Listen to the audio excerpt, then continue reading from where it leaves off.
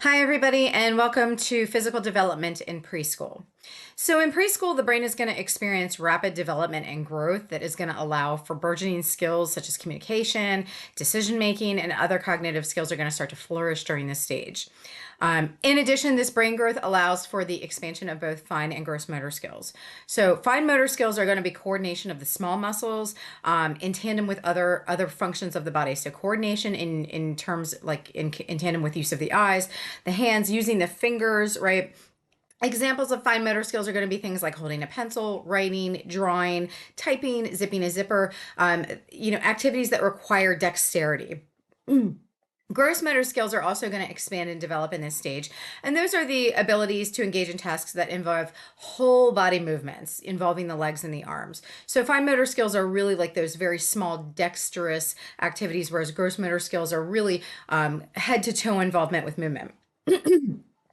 Brain lateralization during this stage is going to increase, and what that means is, we have two hemispheres of the brain, and during this stage, the brain growth that happens is going to make those two hemispheres more distinct, differentiated, and developed, which means that skills that are dominated by one hemisphere versus the other are also going to start proliferating. So the left hemisphere of the brain is responsible for things like speaking, reading, writing, thinking, and reasoning. The right hemisphere is responsible for things like spatial relationships, pattern recognition, and emotional expression. So while there is specialization and each hemisphere has its own sort of, monopoly on certain skills, the two hemispheres are always working in tandem. They're always working together. Brain growth is going to really have a spurt during this stage between the ages of 1.5 and 2 years old. And the biggest thing that we're going to see that comes from this brain growth is the development of language. So we're going to see a lot of language development, but we're also going to see things like sensory development. So the eyesight of a toddler is much sharper than the eyesight of an infant, but it's still not fully developed. It still has a lot of room to increase as they get older. And the same is true for auditory acuity. Their auditory acuity increases, their hearing becomes sharper, becomes more differentiated, but again, it's not fully developed. And kids at this stage have a really somewhat of a challenge with multiple noises at once, right? They have a hard time, and that's simply because the brain's growing and the auditory development is in process. It's not complete. That if there's multiple sounds and noises going on in the background and someone's speaking to them, they have a hard time processing all of those things at once. Language really, really lights on fire during this stage. There's a ton of language development around this stage. However, I always caution too that, some kids are late talkers, so it's not necessarily a full-blown emergency if they're not talking with a lot of expression at this age. My son was a late talker. He just had a few words until he was about 2.5, 2 3/4, and then his language just took off, right? There are two types of language. We have receptive language and expressive language. And I think I've always found this to just be a really cool thing among toddlerhood, because you see the development of language go from receptive to receptive and expressive. So they have receptive language before they have expressive language. And what that means is they understand what you're saying. They understand what you're saying, and they can communicate in nonverbals, right? So that if you ask them a question, they can shake their head yes, they can shake their head no, but it doesn't necessarily mean that they can express that verbally yet. So they will understand what you're saying for a good period of time, a long period of time, before they can actually begin to verbally respond. And when they can begin to verbally respond, that's what we call expressive language. And expressive language develops second. It develops after that receptive language. And this is that ability to respond to other people's verbal communication. And this is a process. This is a process that's going to start very basic with really small, simple sentences, frequently just one word communications, like potty, right? But you know what that means, like I have to go to the bathroom, right? It'll be a little bit until they can say the full sentence, I have to go to the bathroom, but they will get there, right? And it's actually a really fun process to see their receptive and expressive language develop. During this stage, nightmares and night terrors are very common, okay? Let me make the distinction between the two. Nightmares, and this is when, kids start sleeping in a bed instead of a crib, and it's also when they start getting out of the bed and coming to mom and dad a lot and saying, like, I had a nightmare, I had a bad dream, will you come sleep with me, or can I sleep with you guys? Nightmares are vivid dreams that are emotionally upsetting, right? And they typically occur in the early hours of the morning, so between midnight and 6 a.m. versus night terrors, which is going to be something very different. Night terrors are this intense physiological arousal that results in the child appearing to be awake. They're going to engage in behaviors and it looks like they're awake, but they're not actually awake. So they might cry hysterically, they might scream, they might moan, they might even sometimes they might talk, but they're actually having a night terror. They're not actually awake, and you can't actually wake them up during the night terror. You just have to let them experience it and go through it. You shouldn't try to wake them because it frequently just results in confusion and disorientation. But, you should aid them in helping them to just, when the night terror is over, if they don't fully awaken, just getting them back to sleep, right, to remedy the problem. But you have to let them just go through it and, keep them as calm and sort of sliding back into sleep as easily as possible. Food consumption will spread out over the day. Remember, they're growing and they're growing at a tremendous rate. Infants need to eat every 2 or so hours, whereas toddlers need fewer feedings throughout the day. But those feedings are probably also going to get bigger, right? They're going to get bigger. And this should make sense because they're growing at a rapid pace. This is also a period in life where there's a ton of minor illnesses. This is a period of life that I remember with a lot of acuity because, my kid was constantly sick and everything he got, my husband and I got, right? So colds and viruses are common during this stage. Major illnesses are rarer or more rare because of our vaccine schedule. However, the most common major childhood illness is leukemia. And unfortunately, 1 in every 25 children who are diagnosed with leukemia will not survive this form of childhood cancer. Children at this stage also become mobile, but remember their motor skills are developing. They are rudimentary. So it makes accidents really common. You have to be on them all the time when they're toddlers because they're very curious. They're exploring the world. Remember, they have limited cognition of what's dangerous versus what's not. And they're getting into anything and everything, but they don't have fully developed fine and gross motor skills, which makes them very accident prone. Okay. Accidents are going to happen, bruises, cuts, scrapes, they're going to happen. But you do have to be aware that, this is an age where accidents are very dangerous for a child. Kids under the age of 10 are twice as likely to die from accidents than they are of illness because of this lack of motor skill development and this extreme curiosity and mobility. But most common injuries at this stage, are going to be minor, but the ones that are major, that are most common, are going to be things like burns from the stove, right? Because somebody's not watching the kid, not watching the stove's on, they don't know, they reach up, they explore, and they get a burn. Drowning in pools and bathtubs. Kids can drown in as little as 1 inch of water, right?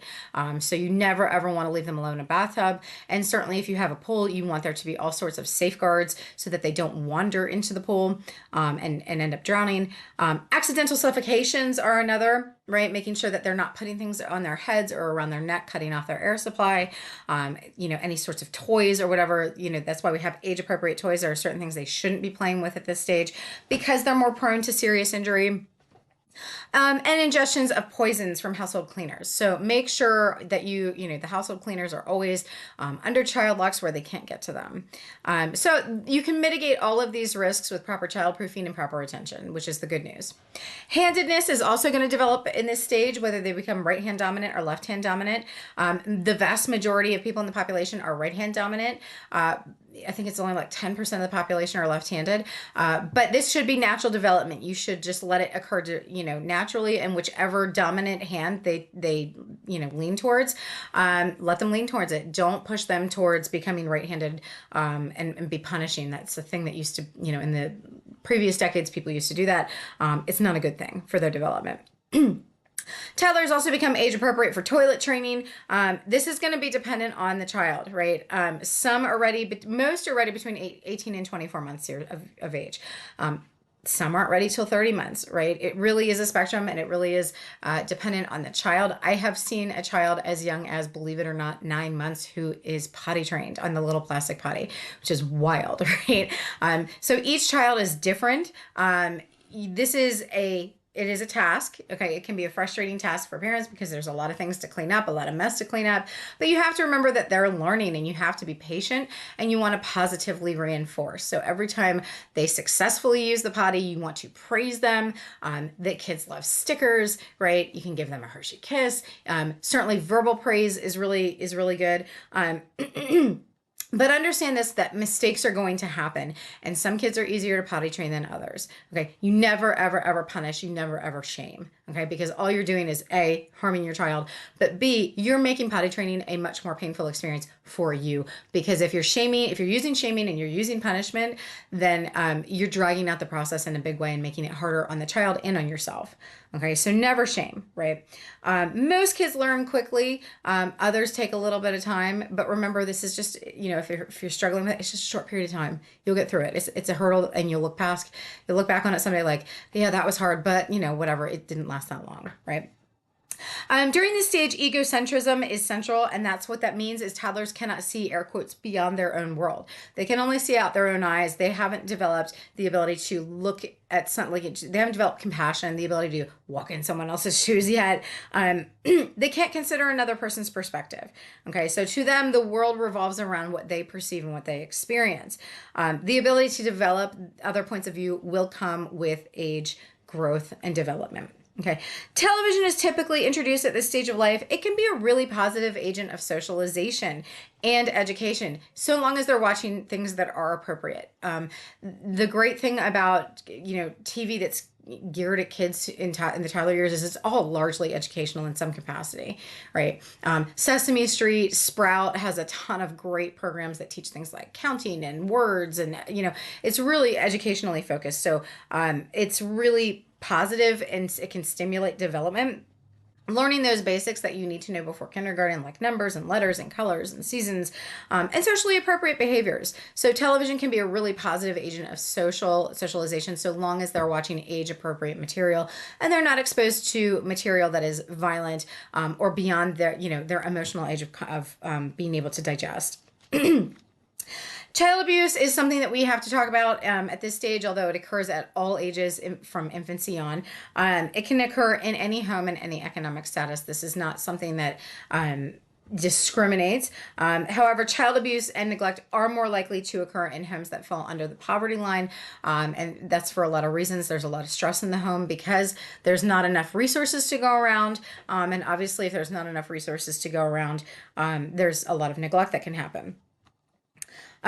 Houses that have marital strife are more likely to have, to be bastions of child abuse, as are houses where domestic violence is occurring. Stepfathers are more likely than genetic fathers to abuse their children, and parents who are abused as children are more likely to abuse their own offspring, continuing that cycle of violence.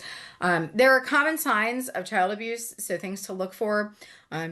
If they keep happening chronically, and certainly if more than one of these signs is present, it is a red flag. So those are going to be things like, a toddler having anxiety. Toddlers shouldn't have anxiety, right? That they aren't adaptable to new circumstances, that they have a lot of tummy aches and headaches, right? That they're literally manifesting the stress, that anxiety is causing GI distress, it's causing stress headaches. Bedwetting at inappropriate stages, right? So if there isn't a physical problem with the child, if they don't have a naturally small bladder and a history of bedwetting at night, and all of a sudden they start doing it out of nowhere, that is a red flag. Developmental delays, fear of adults and daycare providers, fear of physical contact. Extremely aggressive behaviors being demonstrated at a very young age is a huge red flag. And then, of course, obvious physical evidence of child abuse. So physical evidence are going to include things like bite marks, burns, chronic excessive bruising. Although I do caution you here with this, because remember, kids and toddlers in particular are rough and tumble. They're going to have bruises, right? Is it excessive bruising, right? Is it bruising that just shouldn't exist and that can't be explained? Broken bones frequently, and broken bones in particular that healed improperly because they were not taken to a doctor, right? Abusive parents often will not take children to the doctor because they know that the doctor will flag these chronic broken bones. So evidence that a bone has never been set, that it's healed crooked, healed cattywampus, is signs of abuse. Being notably underweight, having dirty clothing or seasonally inappropriate clothing, meaning it's January out and they're wearing shorts and they don't have a winter coat, things of that nature are all red flags of child abuse. So, however, having said all of that, it's really important to note that children who are victims of child abuse can thrive and overcome their background. This is known as resilience, right? Kids are very resilient. It doesn't mean that there isn't trauma and that there aren't emotional and behavioral scars. But growing up in this circumstance does not automatically doom a child to a life of permanent aggression or permanent anxiety or permanent violence. They can overcome through personality as long as they are receiving support elsewhere through places like school and sports, and other supportive adults and peers.